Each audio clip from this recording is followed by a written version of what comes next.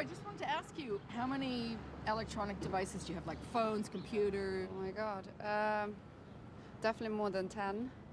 iPad, phone, PlayStation, and I have a little tablet. I'm pretty close with my phone. It doesn't really, leave my hand very much. My iPhone is the most critical device I have. Do you love that phone a lot? I'm pretty attached to it, yes. I'd be lost without it, probably.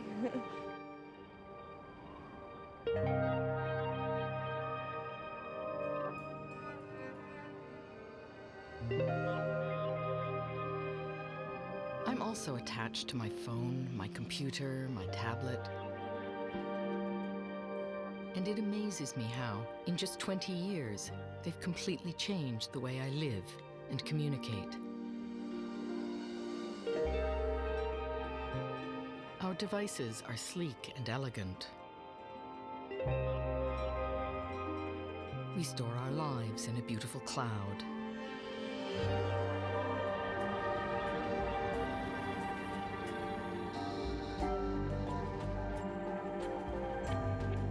I started making this film to explore the impact of our digital revolution. And then, secrets the industry tried to hide for years began to spill out.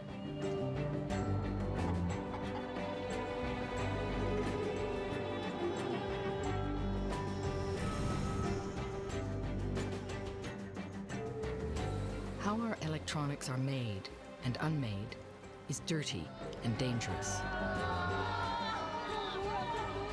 It's a global story of damaged lives, environmental destruction, and devices that are designed to die.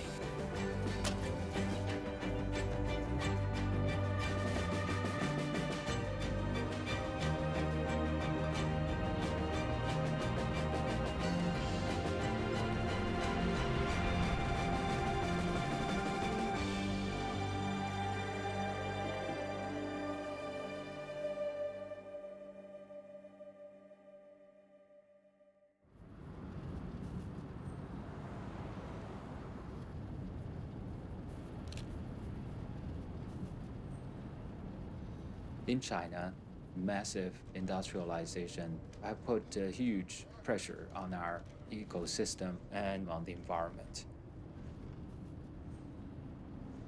When it comes to IT industry, many people think it's green or naturally it's green, or some people even think it's virtual. But in our investigation, we found it's not like that.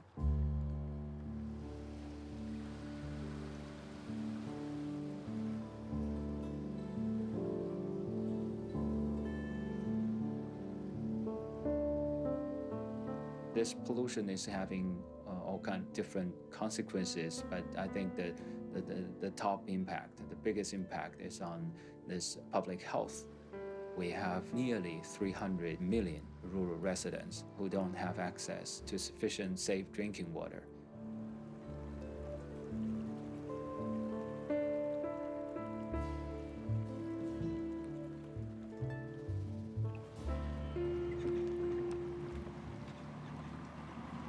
我们说啊，在报告写的他不相信，因为他没看到。这看到就要相信了，他们就相信。我们前头我就对那个害的常规要他禁止停了，或者是害人。这是害的子孙后代不以后，我们这一代人害了以后，下一代人就把他们害了。I keep thinking about the moment when I face all this environmental and social damage on that river, which carries all this waste to the lake beside the Yangtze River. And these old ladies suddenly knelt down on their knees in front of me.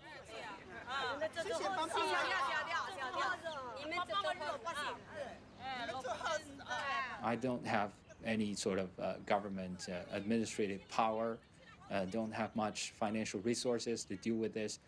But I told myself at that moment, in front of those ladies, I told myself that at least I need to bring the message out. I need to make sure that all the users, of all these gadgets. They need to be informed about this.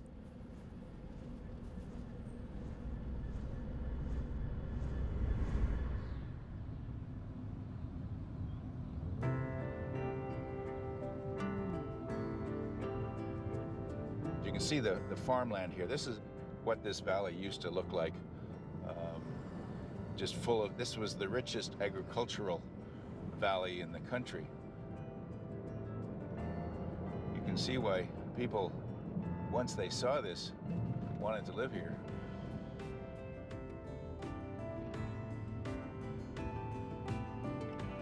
I moved to this area in 1969 to go to law school because I wanted to help people who didn't have the means to represent themselves. It was a time when most people had not heard of the semiconductor industry. But within a few years, people started seeing the birth of what has become the global electronics industry. Top names were companies Hewlett-Packard, Apple, Intel, Advanced Micro Devices. Virtually the who's who of the electronics industry. And of course, the granddaddy of them all was IBM. When I got hired at IBM, that was great. That was the company to work for at the time. I could go any place. Where do you work at IBM? I don't need an ID, you just write a check. It was that easy. IBM had that much clout. I was the first microprocessor buyer for IBM. In the early 80s, the idea of a personal computer, which was an oxymoron, right? I mean, a personal computer, what would you use it for anyway? But it got legs. I mean, we started the PC business, the first year they shipped 50,000 units. And so we went from 1,000 a week to 40,000 a week. And at that point, the PC was launched.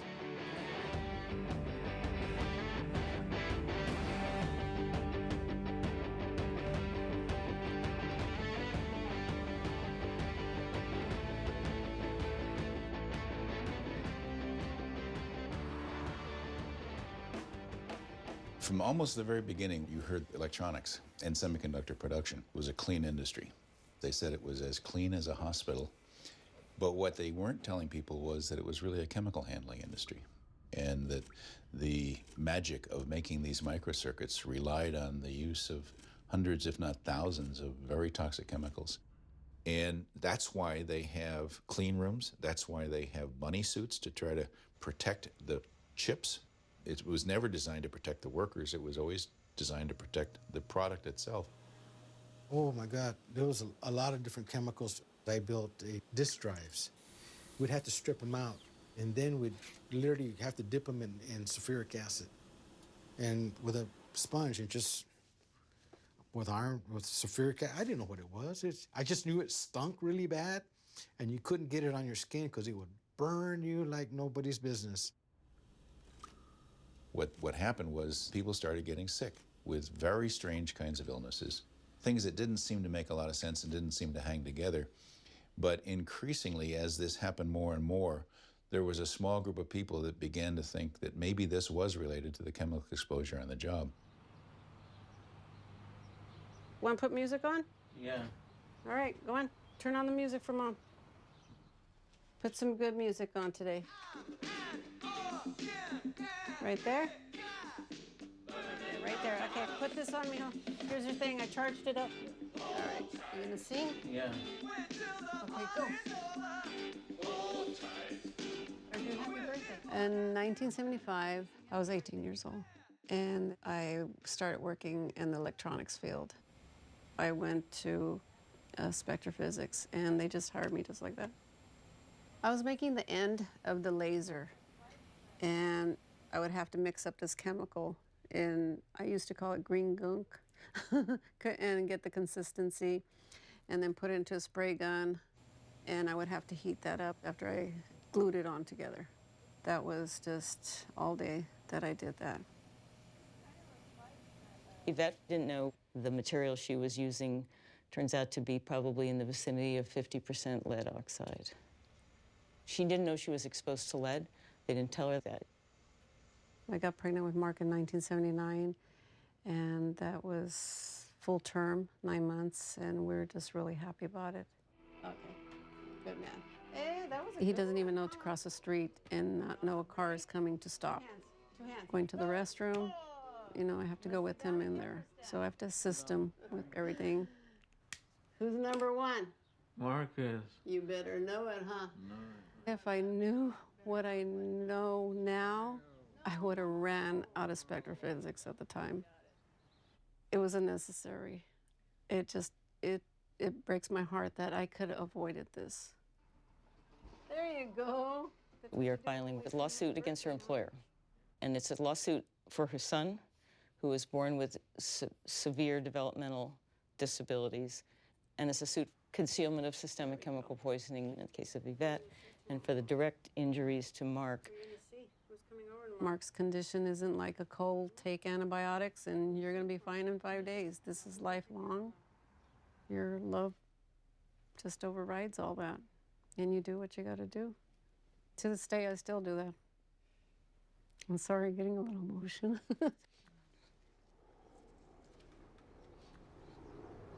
Count. One, Three. two. 3, Keep going. 2, No, 4. 4. We've known about the bad effects of lead, including reproductive effects, since the era of the Romans. There was an OSHA standard in place requiring hazard communication and medical removal. Didn't do any of those things. Do I think this was preventable? Oh, yeah, I do.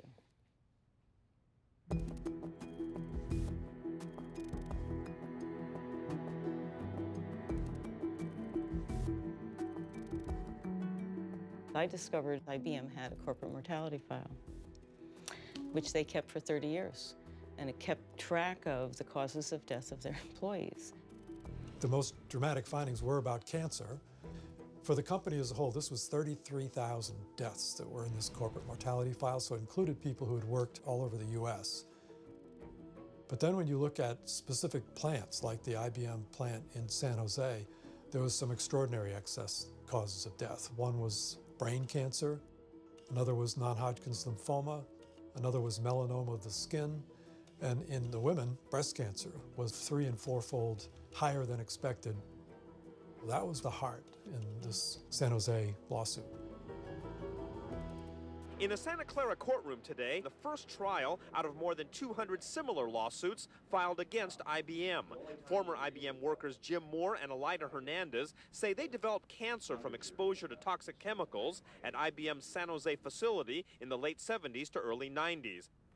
IBM literally tried to prevent the results of the mortality analysis from ever seeing the light of day. In fact, they went to the judge and said, this can't be used in this case. Elida Hernandez is not dead. She's going to be in the courtroom.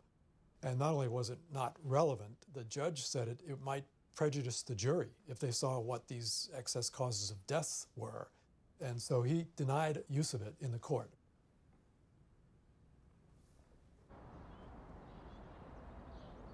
Many of the brands will respond to questions by saying, no one has ever proved to me that a single person has died from exposure to these chemicals, either inside our factories or outside of their factories.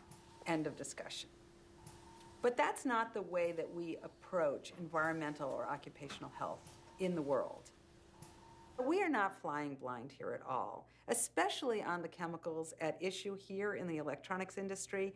Actually, on most of the common chemical used in all industrial manufacturing, we've been at this work for 40 years.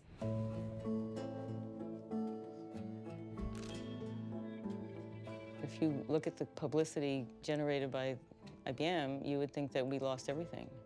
And that's simply not correct. After the trial, IBM matters were resolved for hundreds of people whose claims did not go to trial.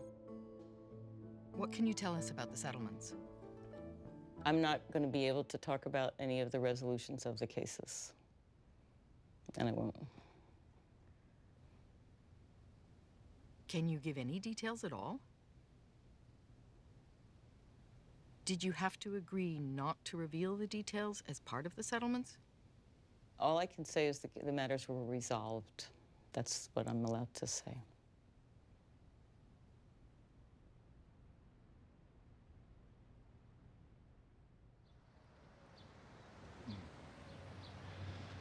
It is kind of ironic to have the lucky supermarket on such an unlucky site.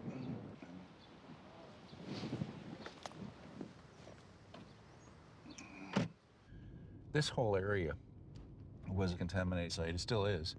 And there were many companies in here, that all of whom created this toxic nightmare. There was an arrogance, a hubris to the leadership of this industry that was basically saying to the people of this valley, you should be lucky that we're here. And it really enraged me.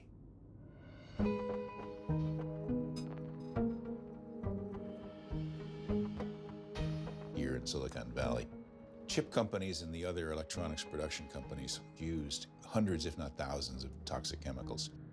And most of the chemicals, once they're used in making the components, needed to be disposed of as waste. The companies ended up storing them in underground storage tanks all over the valley. But what the brilliant people who were designing these systems didn't quite think through all the way was that the solvents were really good at dissolving things. And so when you put them into a tank, eventually they're going to eat their way through the tank. Solvents that the electronics industry used in production in Silicon Valley in the 70s and 80s are now in the groundwater. And if you think about putting a drop of ink in a bathtub, that spreads really quickly, and it's really hard to get that drop of ink back. That's what we're dealing with, except we're dealing with multiples of gallons of this stuff that is in the groundwater. In late 1981, there were over 100 families in one little neighborhood who had serious problems. And the state health department discovered that the families that were drinking the most heavily contaminated water had significantly higher rates of miscarriages and birth defects than did people in other neighborhoods. The chemical industry will often say, if I had a dime for every time I heard this, that even water can kill you, the most non-toxic thing. Of course it can, but only if you stick your face down in the bathtub or fall into a large body of water. And so that is the traditional approach to toxicology, is that the more stuff you're exposed to, the more harm it causes you. But what we're seeing particularly around cancer and around hormone-disrupting chemicals, is that it's when you're exposed to it, the time of exposure.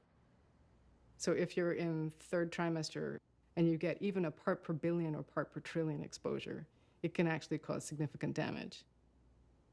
We formed the Silicon Valley Toxics Coalition, and we did a summer organizing project, getting people to sign petitions asking that EPA step in with their authority under their Superfund program. No CSC! No CSC! No CSC! And I went to a meeting in Washington and presented these thousands of petitions saying, we need EPA to come in. It's time for EPA to exercise your authority. And to everybody's great surprise, they agreed to do that. So Hewlett-Packard became a Superfund site, Intel became a Superfund site, National Semiconductor, Advanced Micro Devices, IBM, you name it, they were there, and they were all Superfund sites.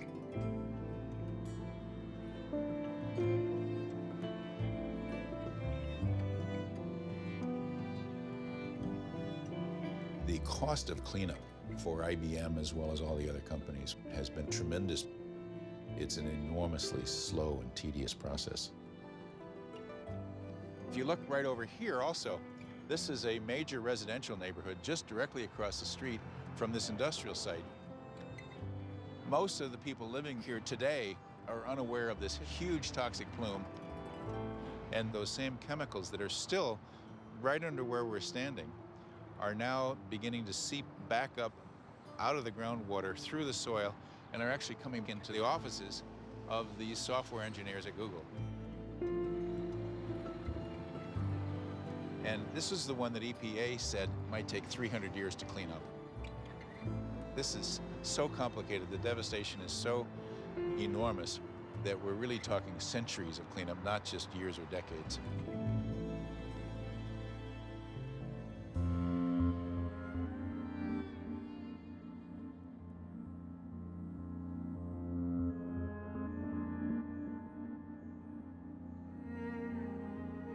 Every time we've been able to identify a problem, companies have made the argument that we've had problems in the past, but we've learned from those and now where everything's fine.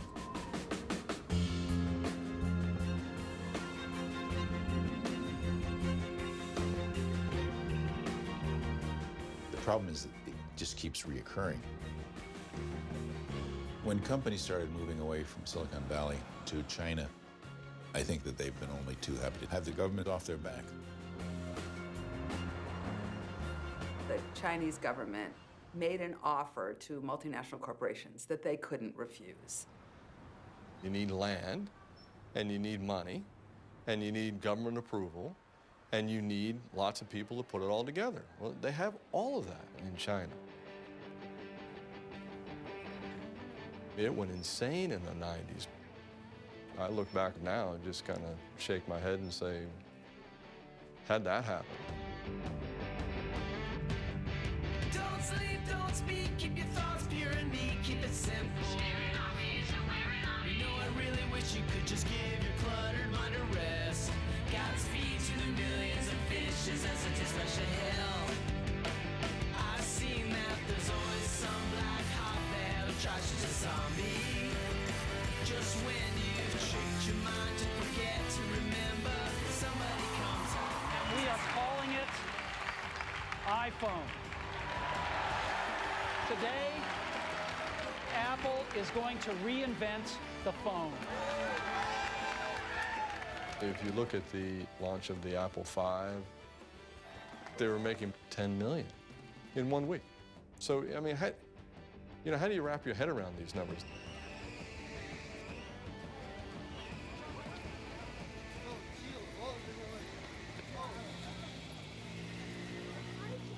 One of the primary purposes of outsourcing is to enable companies like Apple to make what are essentially unreasonable demands on manufacturers that they wouldn't and couldn't make if they actually had to employ the workers directly.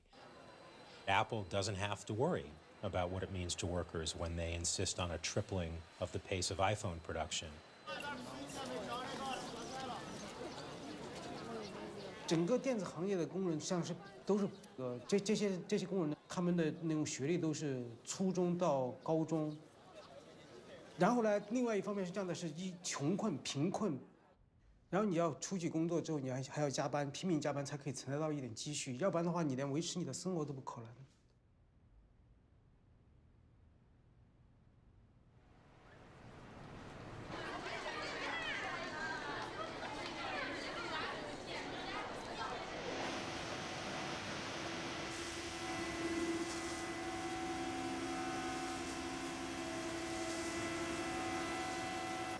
然后就是帮那个苹果加工一些塑胶件，充电器啊，还有苹果耳塞，还有 HTC 那种，就是会打印机那种。他每天都要求那个达成率跟良率，他控制得很严嘛。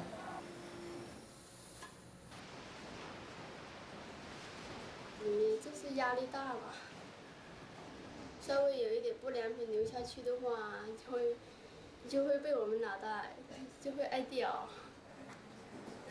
我要跟老大说不想加班嘛，他就会说，现在产线上都没人，然后他不放我走，然后我也没办法，只好留下来了。这感觉时间太长了，很累。这个流水线是非常的长，而且它的速度要很快。 但是他每个工人他都有一个很细的一个步骤，就是说，如果你稍微一慢下来的话，你就会对整个这个流水线就会产生影响，你不能够走人的。像我5月份呢，有31天的话，就上了30天班，就刚好休了1天。是上夜班的时候，凌晨，就是刚好是4点多钟。 就精神状态不是很好了嘛，那个机械手就跑出来的时候，就碰到了背上，就去沙井医院。第二天我就打电话给我们老大，就是说可不可以报工伤我都上不了班了，他都报不了现在。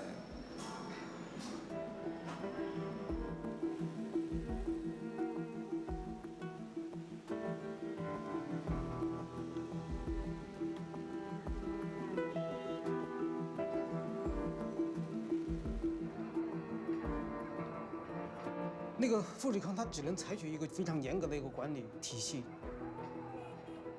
看不到的这种东西来对中国这种工人的身体啊，或者是身心造成的这种伤害，也很寂寞，因为非常大，那个工厂很大，你感觉不到人与人间的那种关系。记得那时候你在富士康工作的时候，大多数人你觉得他们高兴吗？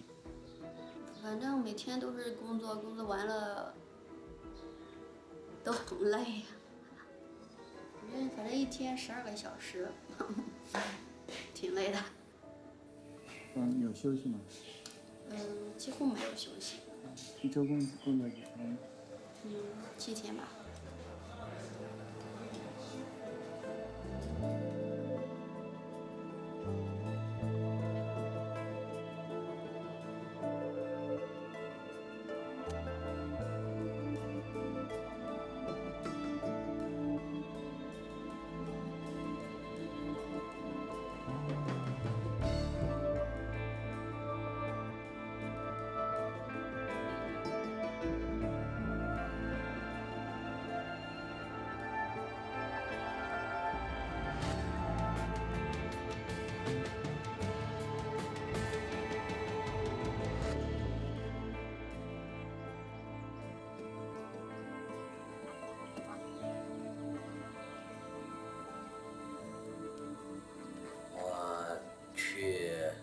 第一次见到他，他还是一直在昏迷的状态，就是好像每天下午只能进去20分钟去看看，因为他在这个重症监护室里 ICU 里。然后你跟那个厂里面交涉，他们怎么说呢？人家就说是出于人道主义，给你治疗给你一点这个人道补偿吧，那真是无法形容，真是让人揪心。算了，不说了。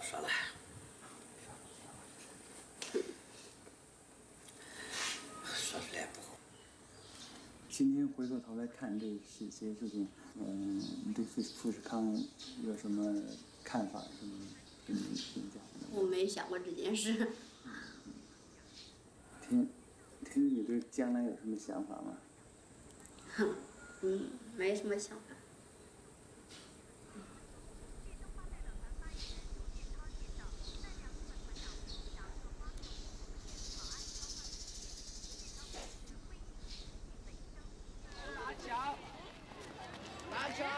打脚！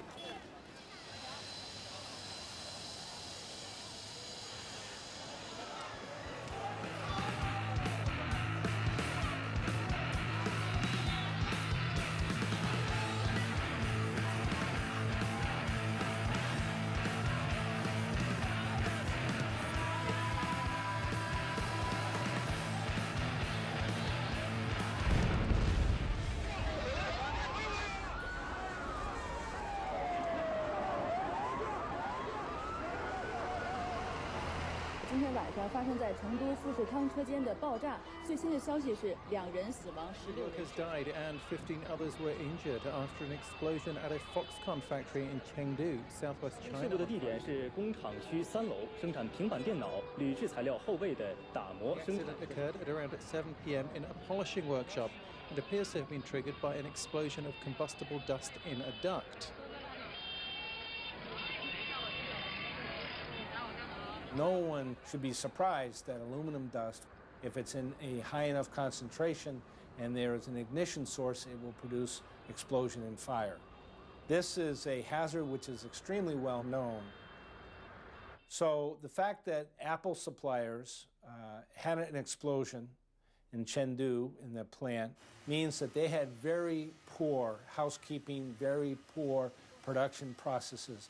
That's terrible. What's completely unacceptable is that 5 months later, at another plant, but within the Apple supply chain, they had another explosion and fire.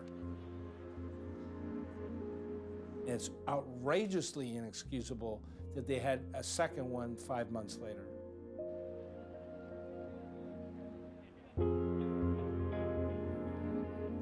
They've set up these supply chains exactly the way they want them.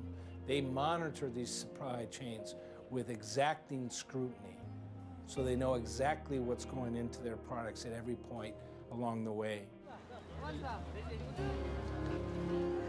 I find it really hard to believe for any of those companies to say they don't know where some of their stuff comes from.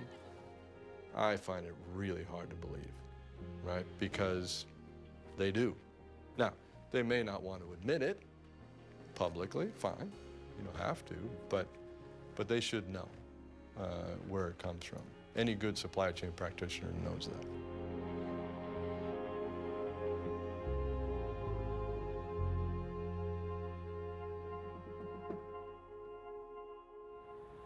How often do you upgrade, your phone? Every couple of years. Do you upgrade often? When I have the money to, yeah. Probably every year. 换新手机半年吧，差不多。好一点的就是个2、3年，不行的就是个几个月天气就不行了。So you upgrade pretty often, or? Yes, you have to. Yeah, you have to.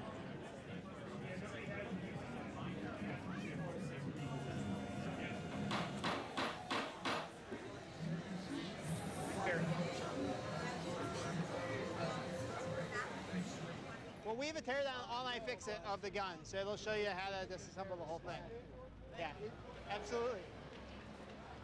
So I have an iPhone 5 here, and I'm going to show you a little bit about what's inside, what makes it tick, and some of the design choices that Apple made putting it together. So the first thing Apple has on the bottom is 2 proprietary pentalobe screws. This is a security screw that Apple designed to keep people out of the phone. Once you get the phone open, we can start to see the guts. This isn't really a phone, it's pretty much a full-blown computer. To make your phone last for 8 hours, you need a really big battery. Batteries in phones last about 400 charges. Every cell phone I've ever had, you just pop the back off, you could pull the battery out and swap a new battery in. Every year or two, you'd have to replace the battery. Apple has decided with the iPod and now the iPhone that they don't like that model. So what they are doing is building the batteries into the phone and using proprietary screws on there in an attempt to limit the lifespan of the phone to about 18 months, which is around the time when they have a new phone and they want you to buy a new one anyway.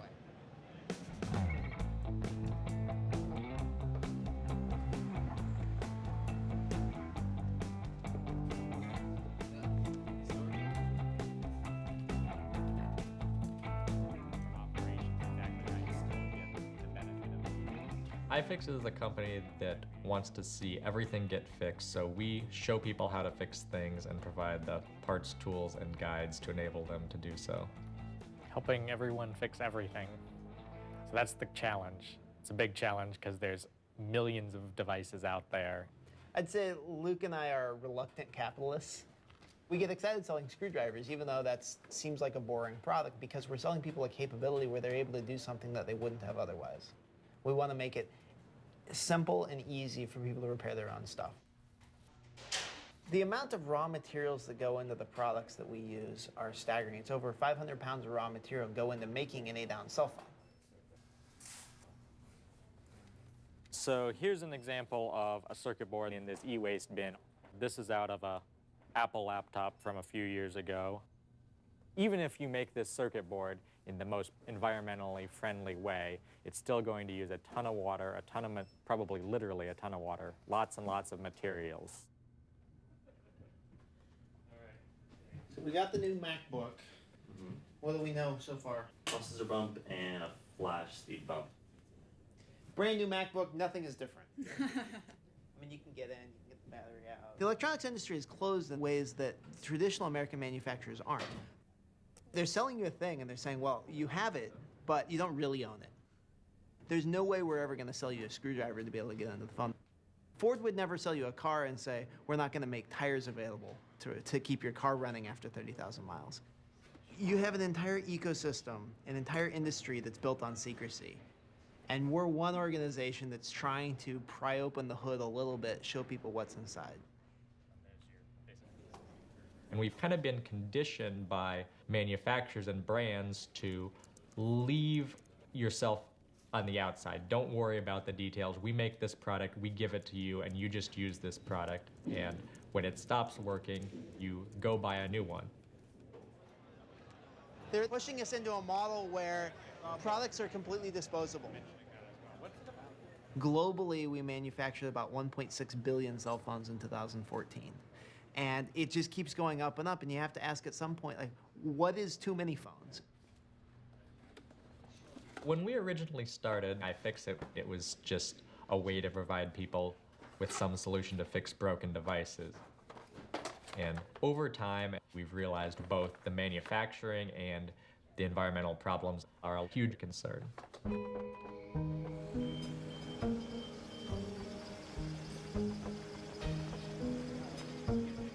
Over the last few years, I've been to China on a pretty regular basis, a lot of that related to our tool manufacturing. We're looking at getting some circuit boards manufactured. This is the big rechargeable battery, and then this is the main circuit board in here. So considering it's just a flashlight, you can see it's a surprisingly complex circuit board. And I've got the basic schematic of the circuit board. Once we decide, we'll leave them with the full information. Would be the idea.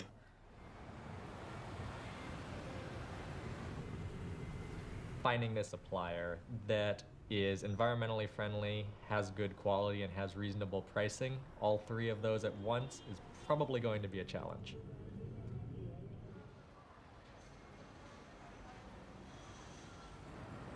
Hello, nice to meet you. For inspection, photo inspection.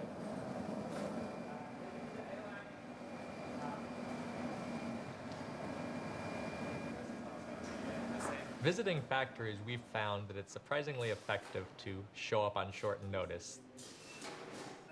In general, any factory that's not willing to let you see the factory is an immediate red flag, and at least for us, someone that we don't want to do business with.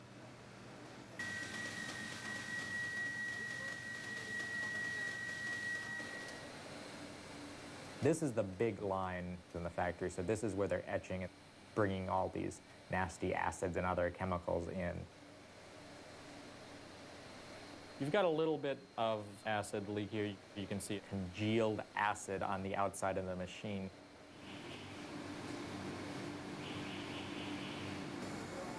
I walked over to where there were some storage tanks, and there was basically acid all over the floor. And the moment I looked over that, they told me immediately, get back away from here. And this isn't giving me a good feeling. As far as making sure everything's done correctly environmentally, it doesn't seem like that's a priority for them. And then about the Maoju River, and he said that the fact that it was so dirty was the price you had to pay for the last 30 years of development. Yes.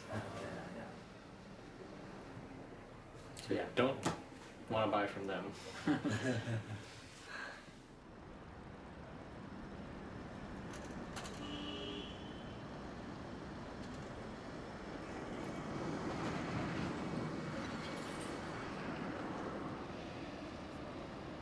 我就在污水站里上班的。环保来了以后，我排放口里面打点自来水，放到里面，我打走去化验，就这样的。很多工厂有存在这个问题。你说把自来水放到瓶子里，这是这么回事。这个现象基本上现在都占到40%、50%了。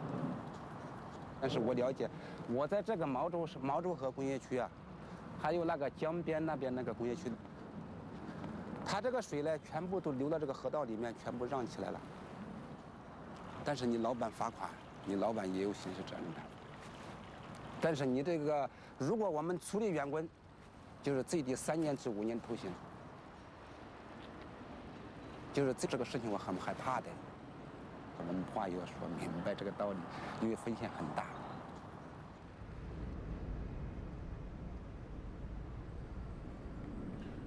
Do you feel Shenzhen change a bit? Shenzhen is constantly changing.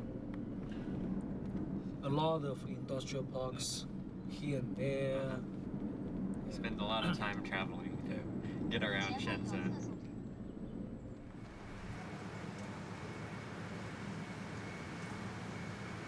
So we shall see what they have to offer.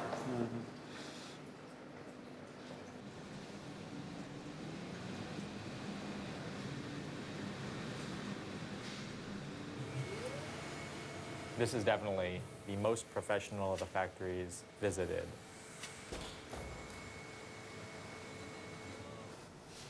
The fact that we're being taken through this water treatment facility is a really promising sign. You start out with incredibly yucky water, and it goes through a progressive series of filters and other processes, and eventually you end up with hopefully acceptably clean water.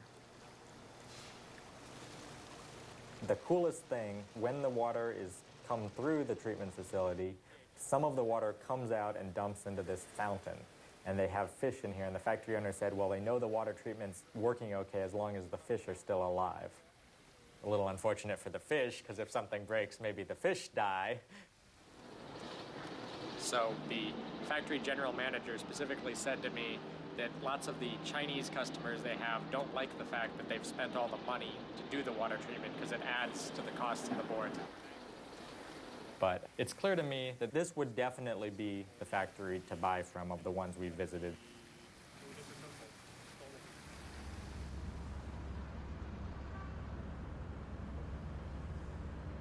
You see here with all these factories just the impact of all our manufacturing and buying. Like when we were looking at the river yesterday, all the stuff we're going and buying at the store is messing up water and rivers over here in Shenzhen. Exactly. But an American, we never see that river. We think we've fixed all of our environmental problems with water quality and such because we don't see it. So it's kind of out of sight, out of mind.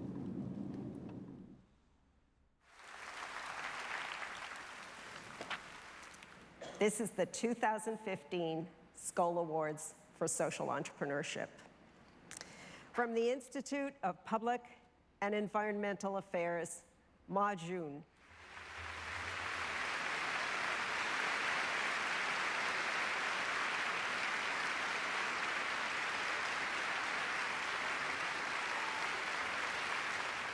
Ladies and gentlemen, I'm truly honored and humbled to be the first Chinese citizen to receive the Skoll Award. Thank you. I set up this Institute of Public and Environmental Affairs, or IPE, and our first project is to build a national water pollution database. So all these records comes from the government sources. The public can access the information by click on the locations on the map, because people want to know, who should be held responsible for such a bad water pollution situation. And so far, we got some more than 110,000 records of violations in our database. Environmental litigation is still quite difficult in China. As a result, the cost of violation is very low. It's actually lower than the cost of compliance. So all these factories in China, many of them would rather pay fines year after year without really addressing the problems. In April 2010, we filed letters to 29 IT brands to check with them whether those polluting factories, whether they are their suppliers. All of them responded except one, that is Apple. Apple just gave us one statement, that is, we have a long-term policy not to disclose our supply chain. That's it. And we call it the iPad. I was quite shocked.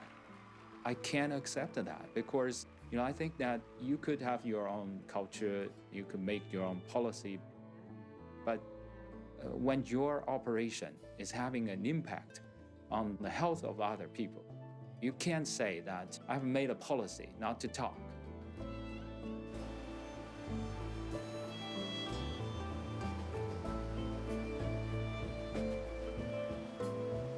Ma Jun contacted me, and we began to work together to apply additional pressure to a company with headquarters here in the United States.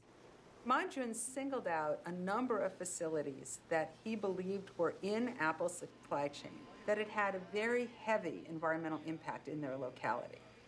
And when he leveled those charges, Apple was shocked and sort of in denial that this type of problem to this extent could really exist in their supply chain.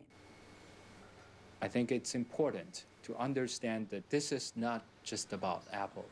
This is about the IT industry.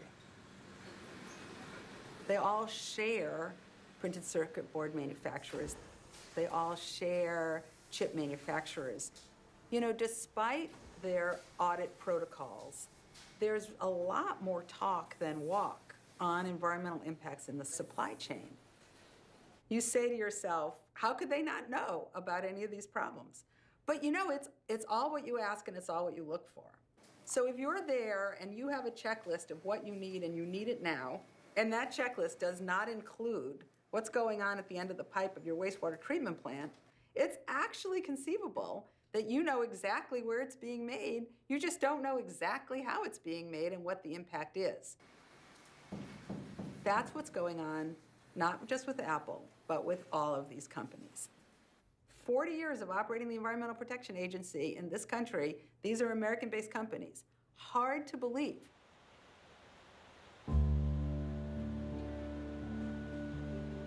The battle is far from being over. This industry is still, consuming too much resources. We still have this industry which is discharging so much waste, not just normal waste, hazardous waste. In just one supplier, it generates more than 100,000 tons of hazardous waste in 1 year. How could we dispose them, in a safe way? So how much a time bomb this industry is gonna create?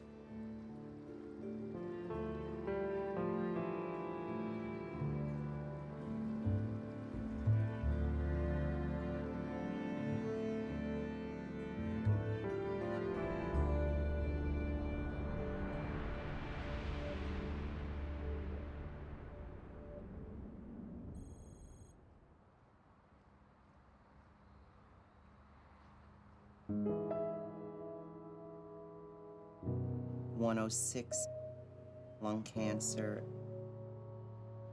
108 Hodgkin's lymphoma, 110 non-Hodgkin's lymphoma twice, 112 the son had testicular cancer, the father had stomach cancer.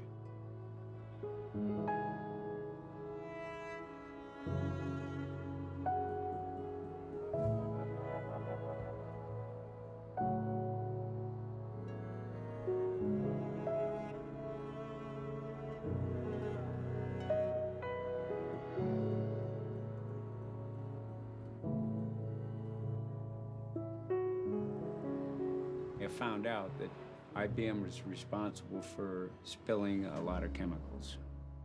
And they said, sorry, we'll be glad to put in a mitigation system.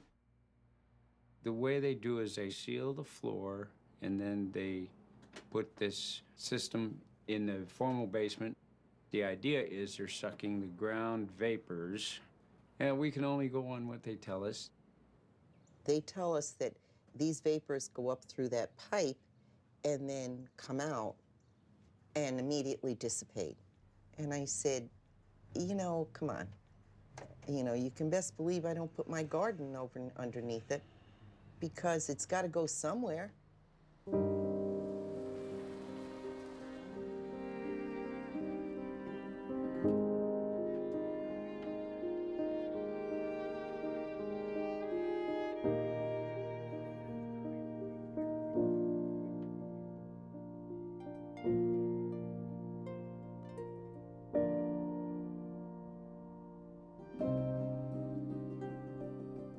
Our son Corey presented the same way his father did. No low-grade fever, no, you know, night sweats, weight loss, just pain. He had pain in his stomach. He started with his first chemo treatment. And they said, if there's such a thing as a good cancer, this is it. We can fix this. And that poor kid went through 2 or 3 rounds of chemo. They did a PET scan, and it grew back to what it was. And this repeated 6 times till they admitted it was chemo-resistant. And he went from 185 pounds. We were with him. The day before he died, he was 70 pounds. I mean, I know our son is not the only one, and there's no big hullabaloo that's ever going to bring him back. But how many have to go before we start realizing that, you know, money is very insignificant when it comes to the bottom line in life, really?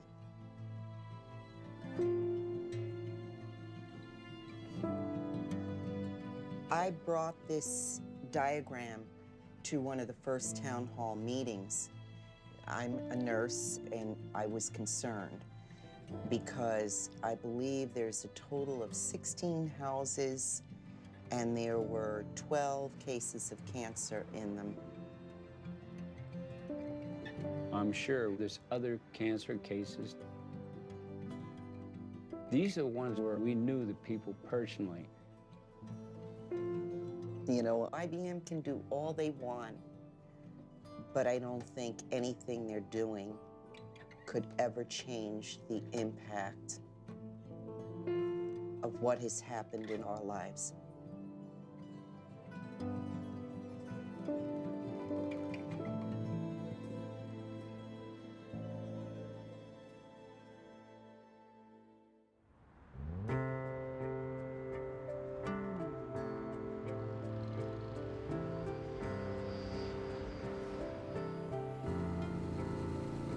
In electronics at this moment in time, I believe we're in the dinosaur age. We're using too many resources, too many raw materials, and the life of a computer is typically 3 to 4 years.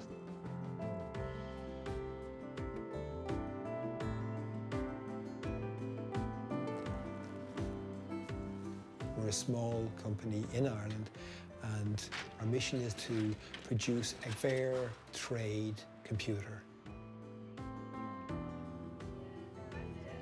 In the early days, I repaired the component levels on the computers, on the motherboards. From that, I noticed that there was a huge amount of waste in the computer industry. So we started designing and building updatable, upgradable, reusable computers. This is my father's environmental drill. No electricity, and you just drill. How could you build a computer without plastic? How could you build a computer without lead, mercury, PVCs, brominated flame retardants, and all the other heavy metals? That was our goal.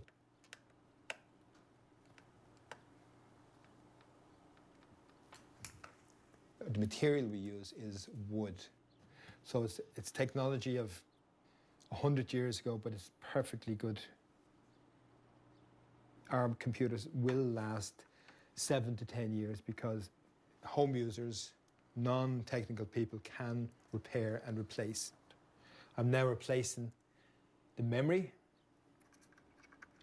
You can extend the life of it by upgradability. This year coming is a very big year for us. In March, we'll be in CeBIT in Germany. It's probably the second largest fair in the world, electronic fair, and we will show our computers there.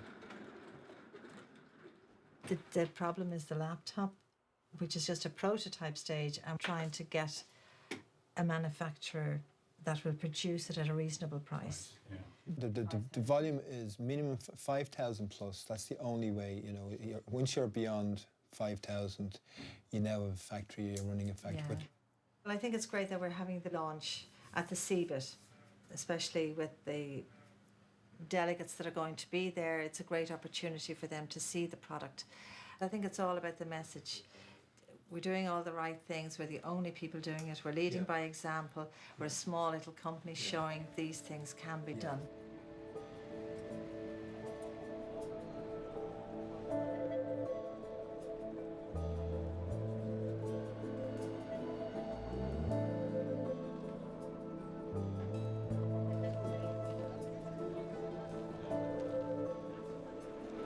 Today is our major launch in Europe. We've lots of invites sent out to people. Are you nervous? Yes, always. We have a lot riding on this, so it's quite important that the launch is good and we can meet people and explain what we're doing. Anyway, what I've brought for you is to see. I've also brought the laptop, which you didn't see. That's right. Yeah. I know this. Oh. Nice case. Yeah. We were awarded the world's first European eco-label for integrated desktop computers. It was the world's first to ever achieve this award. Now, at that time, I thought, wow, the gates will open, the orders will flood in, but that was not the case. Maybe a little bit of naivety on my part. It's hard out there, like government agencies and people like that. There is no room for environmental. They are totally just bottom line. So we have a crowd. We have a crowd at our stand again, you know? So. Have you an interest in environmental? The laptop made from industrial waste. It's made from pallets. We're getting lots and lots of students and younger people, and they all had a huge interest. Most of the people that have come to us are stating it. Why can we not repair them? Why can we not replace a battery? Why can we not replace a hard drive? Why does it only last for 3 years? Over again, you know. And I'm looking at it now, it's one little step at a time.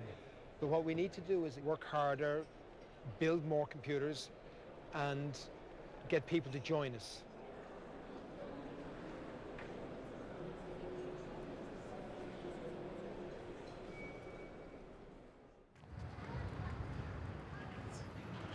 What do you do with your old electronic devices that you don't use anymore? Like when you get a new iPhone? At the moment, it's lying somewhere in a closet. I believe it's in a drawer in my desk at home. 扔掉。如果没坏的话，就先放着呗。 I'm hoping that someone's out there recycling them or they're being fixed and reused. Part of the reason why I still kept my old phone was I really didn't know what to do with it, and I had no idea what happens if I get rid of it. The garage turntable, this I know works. For the first 20 years that I was involved in electronics, the focus was on production. But as the industry grew and expanded, I realized, along with a number of other people, that it was not only the production-related hazards that were a problem, it was what happened to these products as they became obsolete. This industry has grown so rapidly that it's becoming much more of a resource, a suck. It is just taking up so many resources.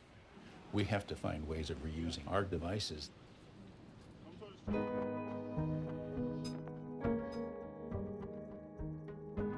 Americans toss out a lot of gadgets every day. If we look at the 3 million or so tons of electronic waste that gets generated in the United States every year, probably 15% of that gets recycled.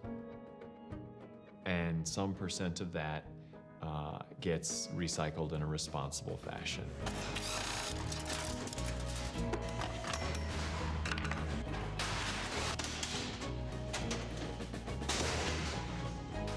Holy cow. Yeah, now, this is the way it all comes in. What you'll see now is this line is doing desktop computers. Yep.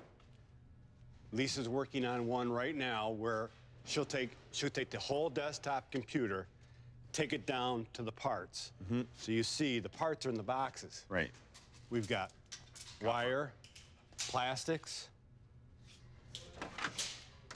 So the value you can see is going up because now these are the boards. Okay, so this is where the potential for a little bit of money is, right there. Right in here is where the money is. Okay, is that gold? In the gold, yes. Huh.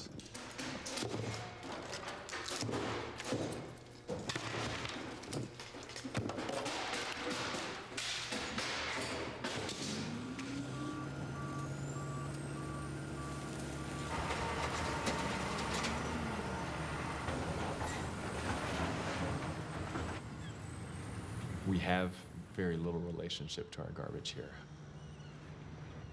We throw it away. And my point as an environmental geographer is to say, where is away? Away is here for someone.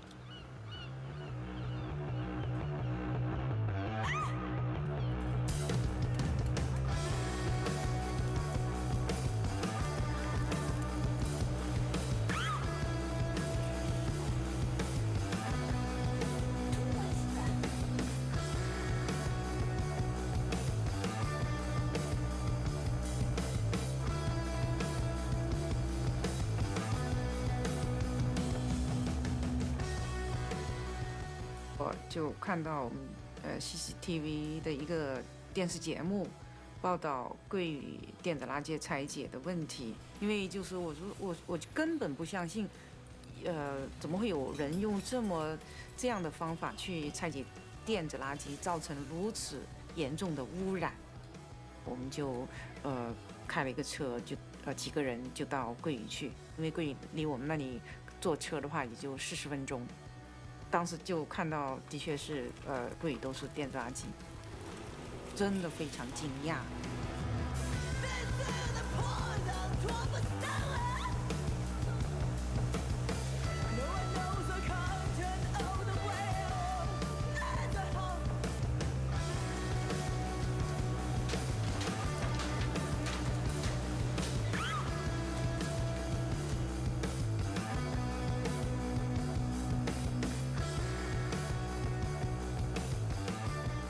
桂屿的孩子，他血中的这些血铅呐、还有化学物质的浓度还是比对照组高。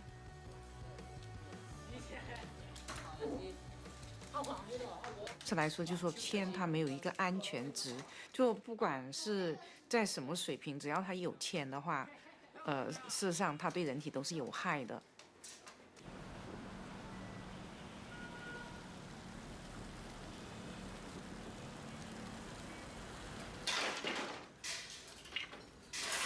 那桂屿真的是这污染很大了，这是。做农民就反映啊，外面这田家里稻谷都真的把眼睛都受不了。稻，现在就是上面就是来搞，就是要搞这个基因，这绩效排出去，排出去那我就没得搞的这个烟，就厉害。但你要通到底下，它不也？这个有阴沟嘛，就通到底下，我沿着这个阴沟出去。那不也污染吗？假了，昨天。啊，昨天放假了。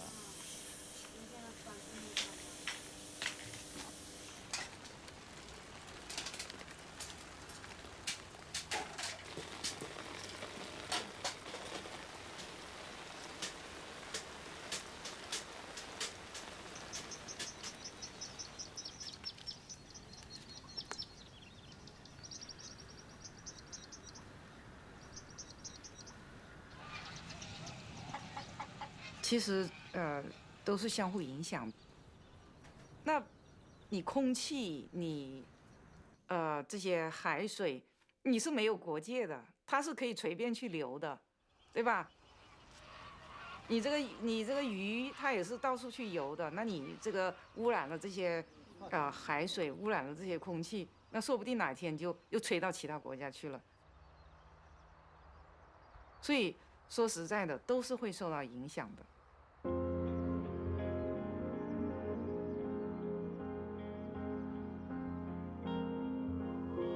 We think, okay, we'll send our e-waste to China. Let them burn it, let them have the pollution. But we have to remember that air pollution travels around the globe. That pollution is getting lofted into the atmosphere and coming right back to us. Metal is a metal is a metal, you know, and there's no other form for it to convert to. You can convert it from being in the soil to being in the water to being in the air, but you still have a metal.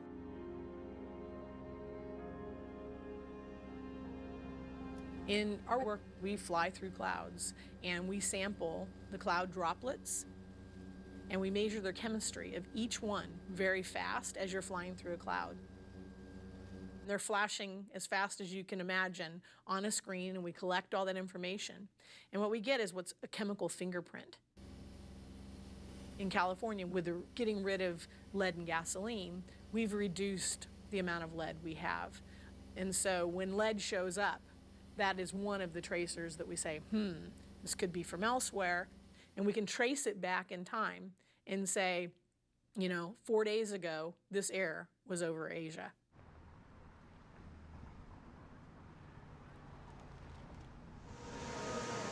So let's look at this first. This is amazing. How long has she been doing this? The hit rate's really high. We look at what are called aerosol particles, little microscopic bits of dust and soot that float around in our atmosphere.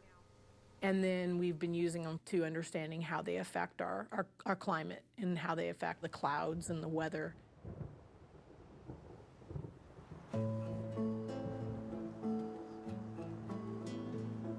And you have more pollution and you have more aerosols. Those go into the cloud, and you have so many, they can't get big enough to fall and lead to rain. And it's giving you these extremes of either not enough water in some places and way too much water in other places. What happens if we push it too far? We'll start to see more of these extreme events, things like flooding and hurricanes. These are what people often refer to as tipping points, and that's what we're very concerned about happening.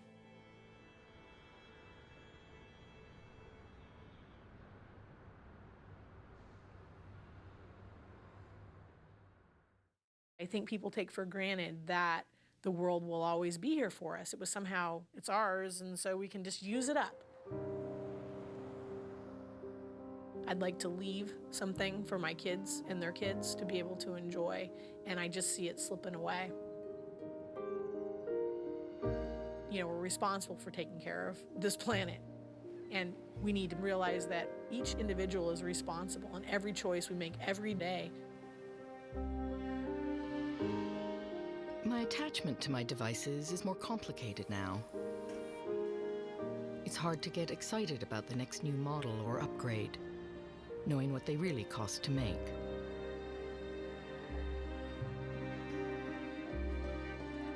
The industry, in its constant search for cheaper workers and land, is moving on to new countries with few government safeguards or inspections.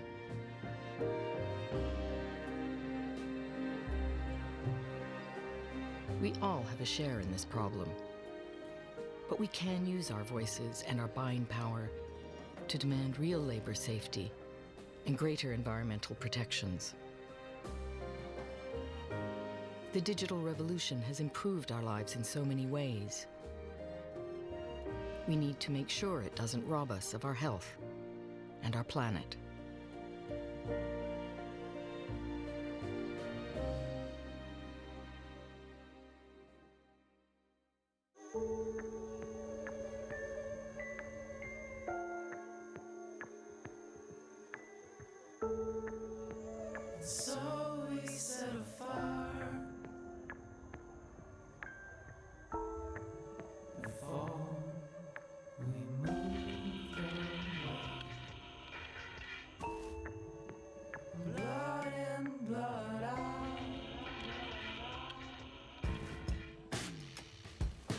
Do you feel like you as a consumer have anything you can do about this? I think consuming not too often helps. I would upgrade less often. I would absolutely do that. I can put together a petition to these companies and ask them to be more responsible in their work practices.